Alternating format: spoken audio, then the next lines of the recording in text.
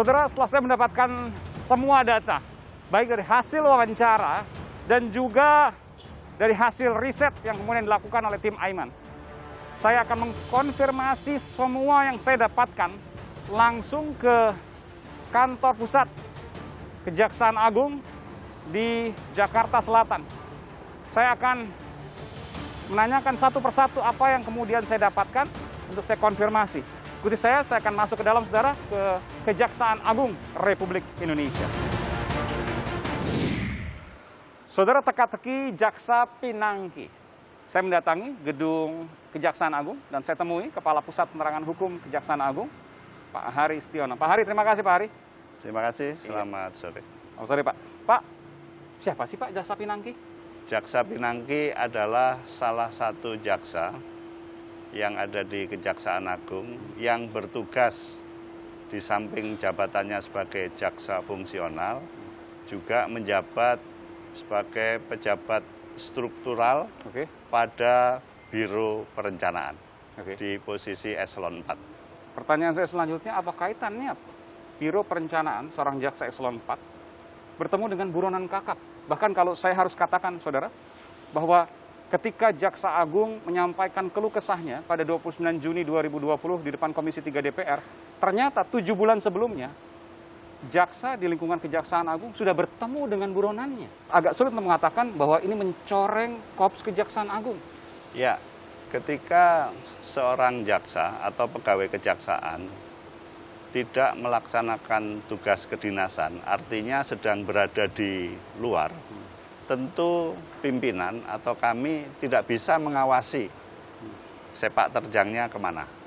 Nah, oleh karena itu, ketika ada permasalahan ini, kami langsung melakukan pemeriksaan.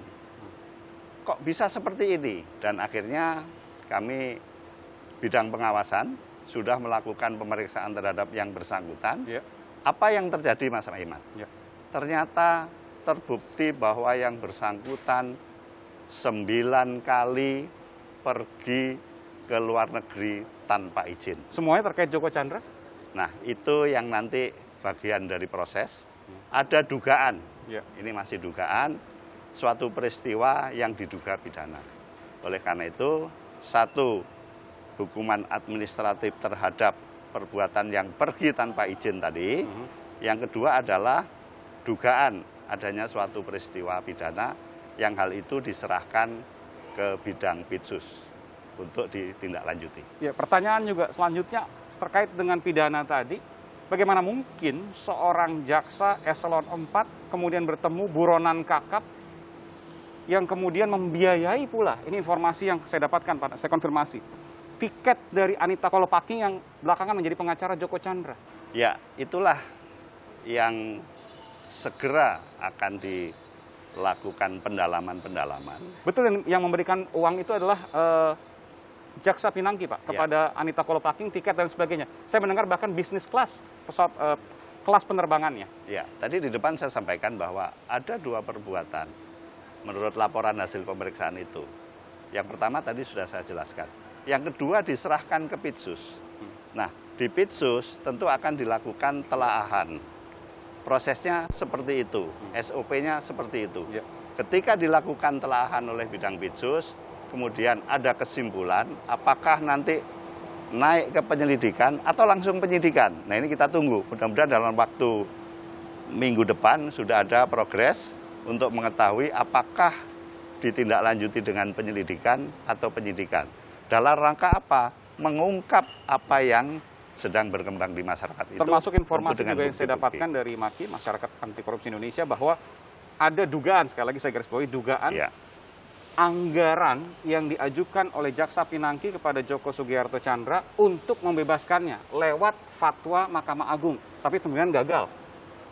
Semua informasi yang masuk, artinya ketika kita menangani sebuah kasus atau perkara, tentu kan alat bukti yang berbicara. Masuk juga soal adanya desakan agar Jaksa Pinangki juga diproses secara pidana umum, sehingga polisi juga ikut masuk dalam proses penanganannya. Bagaimana kemudian Kejaksaan menanggapi hal ini?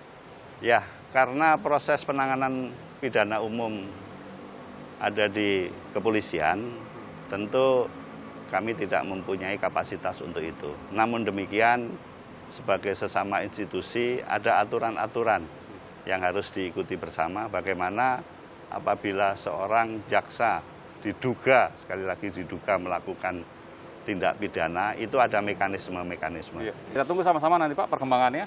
Baik. Semoga apa yang kemudian diharapkan terkait dengan keadilan publik tercermin dalam apa yang kemudian dilakukan oleh seluruh penegak hukum Indonesia, baik kejaksaan maupun juga kepolisian Republik Indonesia. Terima kasih sekali lagi informasinya, Baik. Kapus Penkum Kejaksaan Agung Republik Indonesia, Pak Haris Tiono. Terima kasih Baik. Pak Hari. Terima kasih Mas Aiman.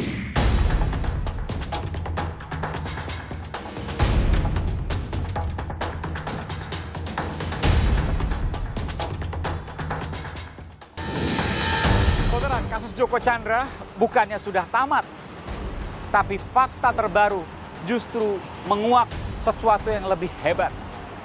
Dugaan pat gulipat sejumlah pejabat. Tak ada pilihan. Bagi siapapun yang mempermainkan, hukum harus tegakkan agar keadilan tak dipandang sebelah mata. Bongkar. Saya Aiman Wicaksono. Salam.